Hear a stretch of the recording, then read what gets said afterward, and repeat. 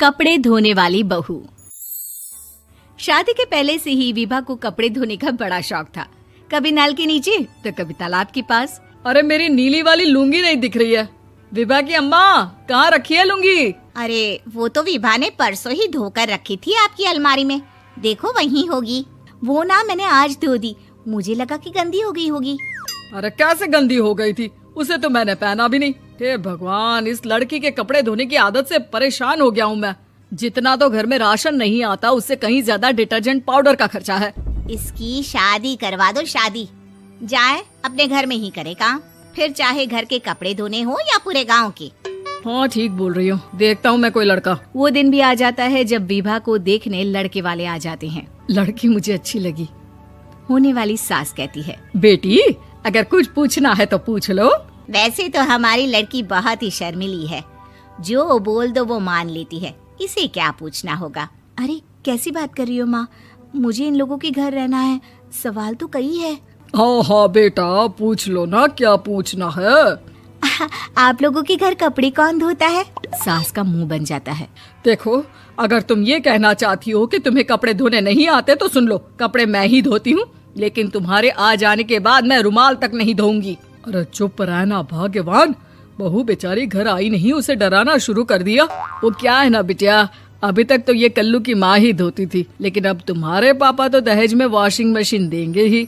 तभी विभा की माँ बोल पड़ती है, सवाल भी पूछा तो क्या। वैसे भाई साहब, मशीन की तो फिर भी कपड़े धोने की कैपेसिटी होती है। मतलब जो बिटिया दे रहे हैं ना विभा, इसे कपड़े धोने का बहुत शौक है। ये आप लोगों के क्या, आस पड़ोस गांव मोहल्ले सबके कपड़े धो दे और उफ तक ना करे।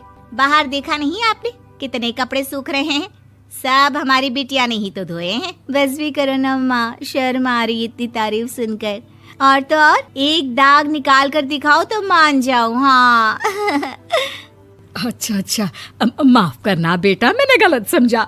हमें तो रिश्ता बहुत पसंद है। और ऐसे जुड़ जाता है रिश्ता कपड़े धोने का शौक रखने वाली विभा का। उसकी शादी हो जाती है कोयला फैक्ट्री में काम करने वाले कल्लू के साथ। शादी के बाद अचानक विभा चिल्लाती हुई सास के पास आती है। सासू माँ, अरे सासू माँ कहाँ है आप? ये तो धोखा है, धोखा दिया आप लोगों ने मुझे। इसे ससुर के चक्कर के बारे में पता चल गया। अरे तो उसमें तुझे क्यों धोखा मिला है? अरे नल में पानी नहीं आता, कपड़े कैसे कब धुलेंगे? अच्छा, तू पानी नहीं आ रहा उसकी बात कर रही है। तो आपने क्या सोचा? कुछ नहीं।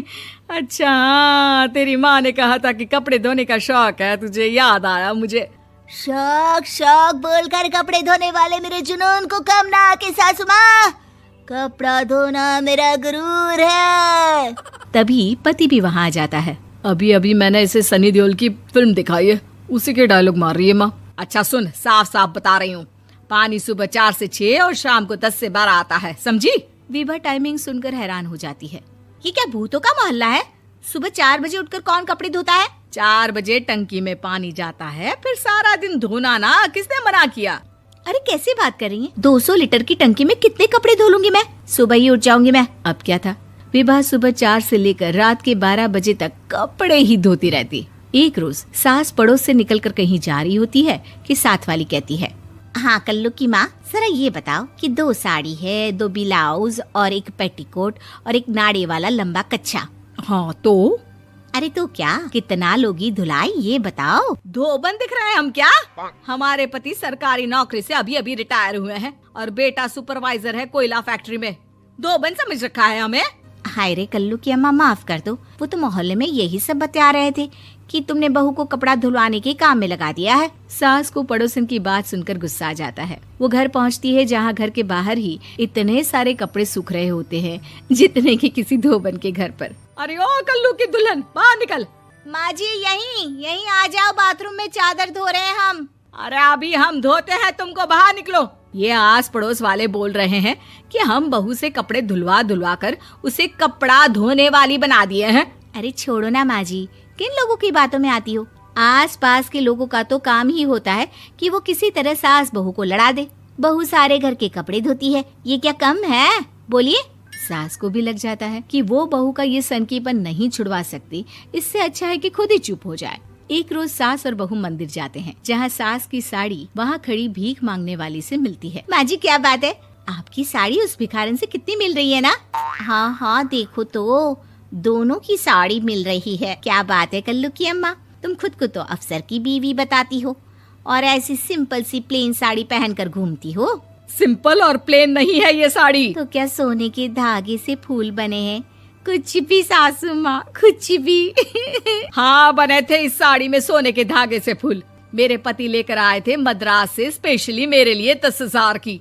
ताहे भाई साहब इस भिखारन के लिए भी सेम टू सेम साड़ी लेकर आए होंगे 10,000 की। सास उस वक्त तो कुछ नहीं कहती, लेकिन बहू के साथ घर आती है और अलमारी से एल्बम निकाल कर लाती है। ये साड़ी देख रही है, ये वही साड़ी है जिसे मैंने अभी पहना था। इस साड़ी में ये जो चमकदार फूल दिख रहे हैं ना, ये सोने के धागों से काढ़े गए हैं। लेकिन तू लोकल वॉशिंग मशीन ब्रश से घिस घिस कर सारे फूलों को निकाल कर साड़ी प्लेन कर दी। मुझे माफ कर दीजिए सासू माँ। और तो और, जब मैंने तुझे तेरी गलती के लिए कुछ नहीं कहा, लेकिन तूने तो सबके सामने मेरा मजाक ही बना दिया। क्यों? बहू को समझ में आ जाता है कि अब से उसका कपड़े धोना बंद।